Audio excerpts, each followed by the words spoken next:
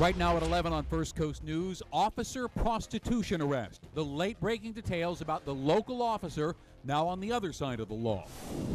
Painful closure. That was my baby, and I loved her with all my heart. The new turn in a missing person investigation. To the test. Had you ever heard of these things before? No. What to look for in your child's room that could be a sign of a dangerous and hidden habit. This is First Coast News at 11. First for you. There is breaking news. A local police officer is out on bail tonight, arrested for allegedly soliciting a prostitute while on duty. Caitlin Ross joins us live with these still late-breaking details. Kate? Shannon, we're just finding out that this officer was in his police cruiser when he allegedly offered to pay a woman for sex. David Sumlin had been with JSO for 8 years, and Internal Affairs had been looking into him since September. Now, they say they had this ongoing investigation because there was a tip that he had been frequenting a prostitute. They used a prostitute he had spoken with in the past as a confidential source and then waited for her to solicit him again. According to the police report, he approached her on November 1st, but they never settled on a price. He went back again last night. They settled on a price, and as soon as he came to work this afternoon, they arrested him. We don't tolerate this kind of behavior here. We hear about something like this, we investigate it, we take action. And we're just looking into this police report now, and there is some pretty graphic stuff in here. At one point, the police officer asked the prostitute how much. She said $50. He said that's too much. They argued it down to $20. Now, here's where you get into the details of what happened here. In the police report, it says the encounter and conversation was monitored and recorded.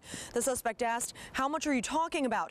The confidential source told the suspect to tell her a price and asked him what he wanted.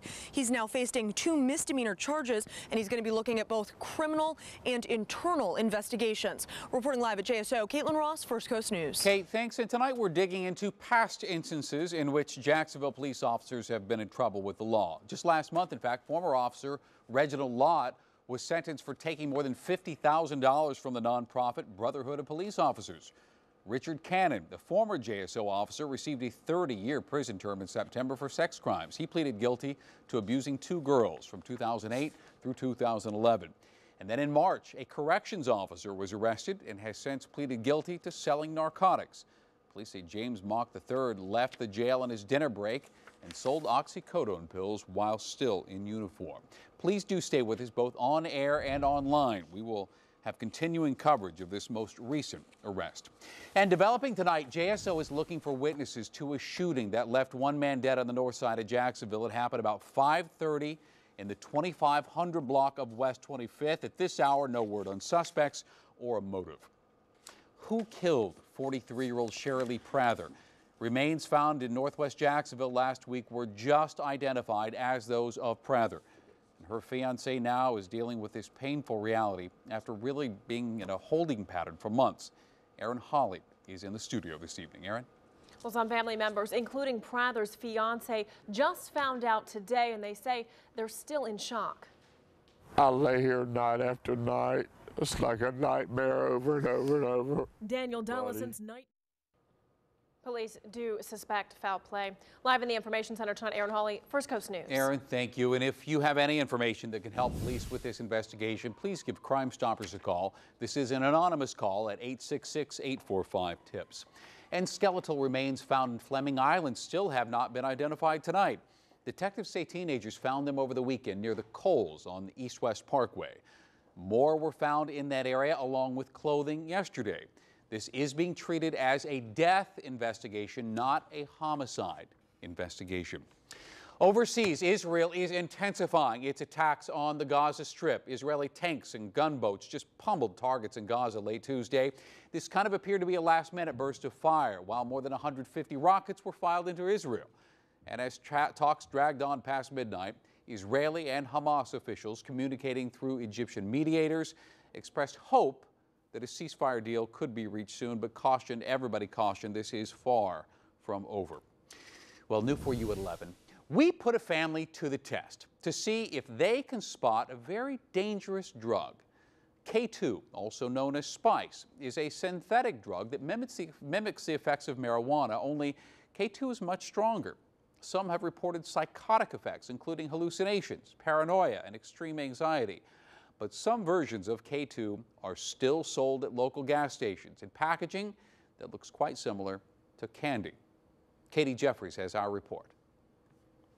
To have it in there so it could be in plain sight. In the Information Center, Katie Jeffries, First Coast News. Katie Jeffries tonight. A federal audit finds more mistakes with financial aid at FSCJ, and among the problems, FSCJ used an automated system to change students' courses of study without the students' consent, and that some of those students wrongly received federal financial aid. Federal aid cannot be used for classes that do not count toward degrees. So the Department of Education has ordered the college to review all students who had a class chosen for them by that automated system. And the university just issued this response. It says it agrees with part of that federal audit, but questions other parts of it. Well, tonight, no agreement, and that means about 18,000 jobs and all those Twinkies are still on the line. Hostess says it has not reached an agreement with its second biggest union, so tomorrow it will continue a hearing in which a bankruptcy court judge will decide if the company can liquidate.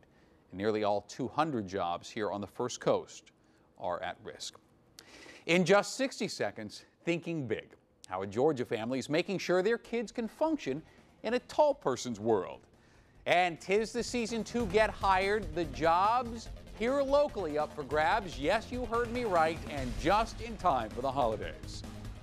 And it's great to have the Doppler because although we saw the sun return, yet another cool front is on the way and producing some precipitation. We'll see what that cool front means for the rest of the night toward Thanksgiving and beyond in just a few minutes.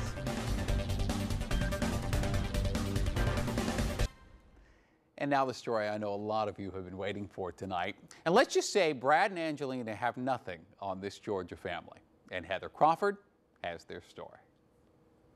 Shannon, this is a story that starts about an hour south of Atlanta in Barnesville, Georgia. But the parents have such big hearts that the story leads all around the world to Russia, China, South Korea, and beyond.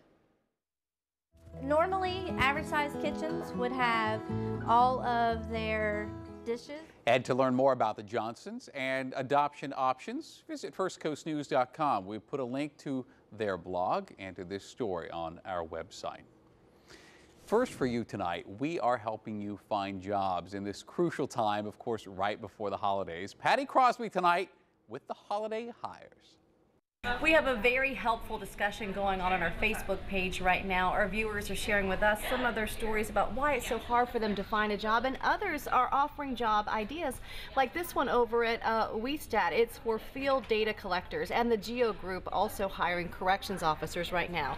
Now, I did call the town center today. They still need holiday help. For instance, Santa's house needs elves. The Buckle is looking for a store manager. A Mega Watch in West Elm also needs salespeople right now. Now here's some other new jobs that just opened up locally. Budweiser needs merchandisers, drivers, and warehouse workers. Sunbelt Transport needs experienced flatbed drivers. And there are even more jobs out there. I have listed them in our discussion on Facebook for you. And if you're an employer and you need to find workers, let us know. We want to make that connection. Just check out the holiday hires section of firstcoastnews.com. Thank you, Patty. Very helpful. I think there's a front overhead right now. And it could be dramatic.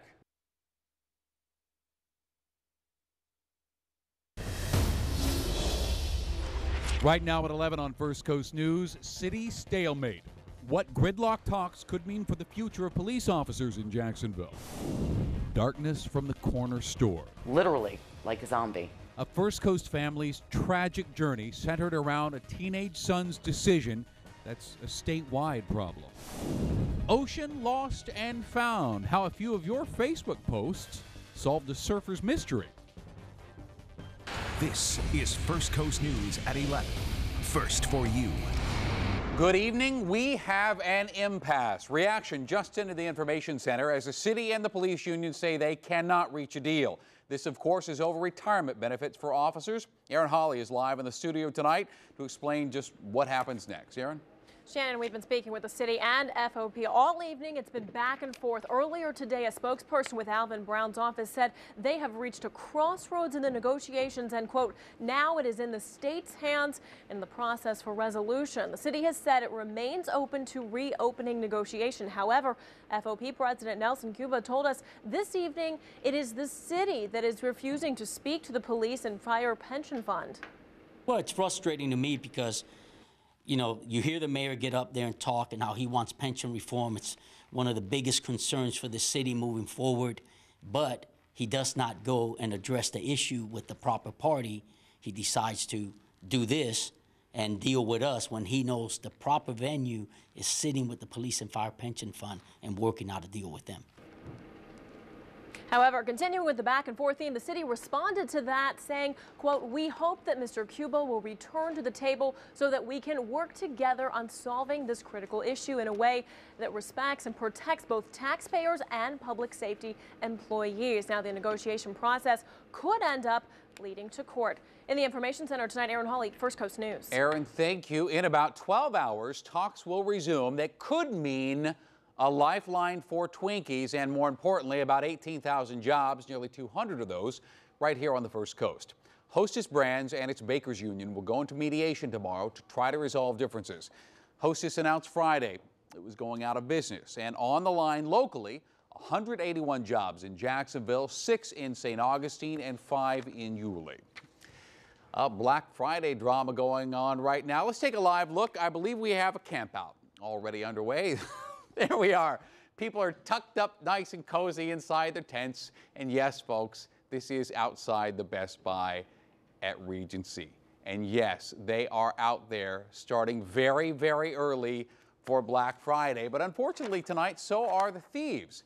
A store employee tells us that several laptops were stolen from inside this very store tonight. In fact, during our live report at 5:30 on the Black Friday situation there, you can see in the background there, store managers walking around hurriedly in the background, trying to round up information from those who are camped out. This was just minutes after the robbery. Clay County investigators will be back on the scene tomorrow where human remains were discovered today. More remains and clothing were found there today after remains were found in that same area yesterday. This is unfolding beside a Kohl's store in Fleming Island near the East-West Parkway. Police say this is a death investigation, not a homicide investigation. An emotional night of remembrance as students gather for the one-year mark of Robert Champion's death. He, of course, was a FAMU drum major killed in a hazing-related ritual. Just remembering Robert and just how great of a person that he was and the things that he stood for, and to remember the circumstances and that, you know, that we never have to go through this type of tragedy ever again, and that the students recognize that, and we continue that on into the future. Champion's family was recently offered a $300,000 settlement from the school. Their attorney, though, has called the offer, quote, substantively low.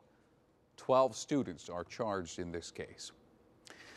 The violence continues right now in the Middle East. Here's a live look at Gaza.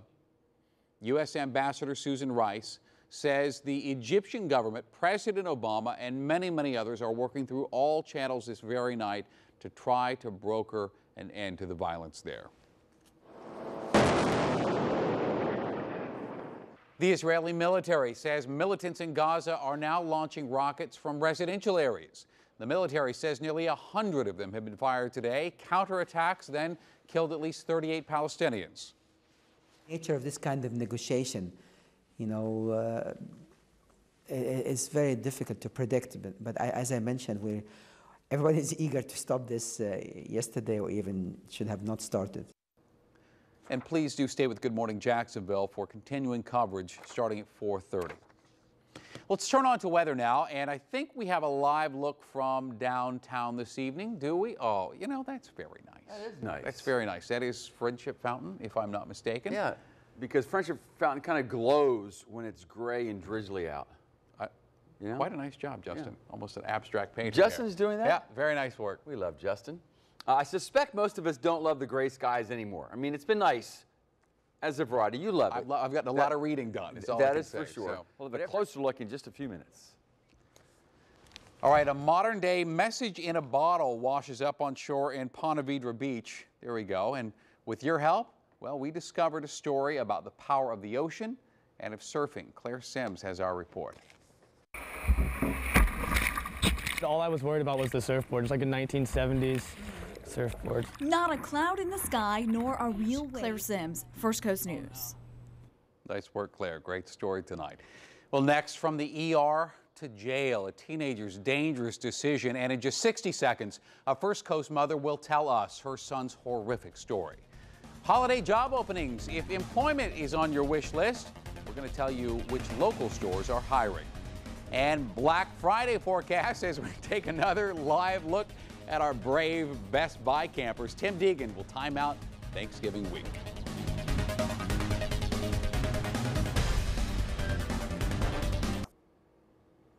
Well, tonight at 11, First Coast News investigates a drug that is a scourge to law enforcement and a heartbreak to families. Reporter Ann Schendler with the impact on one local family and the local merchants that still sell this stuff. That's okay. This stinking, I hate these phones. Gage Dobish turned 19 this past July. It's also a chance to warn others. That is powerful stuff, and Ann Schindler joins us here. And obviously, by no means the only family going through similar things like this. No, unfortunately, that's true. And, you know, in addition to what we hear anecdotally, the Duval County Clerk's Office has reported a 30% spike in the number of Baker Acts this year alone. So a lot of people are making that connection to the increase in the use of designer drugs. We saw it kind of pulled there as he was taking it off the shelves. What is the legal status of K2 or well, spice? it's surprisingly fuzzy. I mean, in July this year, the Florida legislature's new law passed, which outlaws analog drugs, and those are drugs that are chemically similar to any other illegal drugs. But as our reporting shows, it's still very common and easily available. And so next for this family? Well, we're going to follow this family. We're going to stay with them and follow their journey as it continues. And then tomorrow we have a special report at 11 o'clock. We look at one family's ability to recognize K2, and we put that family to a test to see if they can recognize it into the... And thank you very, very much. That is very powerful stuff, and we'll see you back here tomorrow night. Well, right now, as unemployment hovers near 8% on the First Coast, it can be a very stressful time for families, especially looking ahead to the cost of holidays. So first for you tonight, Patty Crosby joins us with where we're finding job openings. Well, we know it's tough trying to make ends meet during the holidays, especially when you don't have enough money coming in. So that's why we're trying to help with our Holiday Hires initiative. And on our Facebook page, we have a lot of people writing in. Some folks who are really having a tough time. One woman says if it wasn't for odd jobs and food stamps, she wouldn't have anything to eat right now. Other viewers are writing in with job ideas to help. For instance, there are some job openings in St. Augustine at the outlets. I did check. They have seasonal openings for sales associates at stores like BCBG, Michael Kors, Perfumania, The Loft. Another viewer said that David's Bridal is hiring. Steinmart looking for assistant store managers as well. I can also tell you that Convergys needs customer service reps and Pat Salmon & Sons needs drivers. So again, there is still seasonal work out there for you. Just check out the Holiday Hire section of firstcoastnews.com and join our discussion on Facebook. Thank you, Patty. And before we get to weather, even if it was for the governor's birthday party, it was in Iowa. And if you are Florida Senator Marco Rubio, a trip to Iowa is never just a trip to Iowa. Senator Rubio traveled to the First in the Nation Presidential Caucus Estate for Governor Terry Bradstad's annual birthday fundraiser. But Rubio, of course, was also getting some very important FaceTime with supporters and was also quite well received here. And also, the 2016 elephant was in the room. Anytime anyone makes a trip to Iowa, people start speculating about what you're going to do in the future and all that. So let me just be blunt. I am not now, nor will I ever be a candidate for offensive coordinator of Iowa.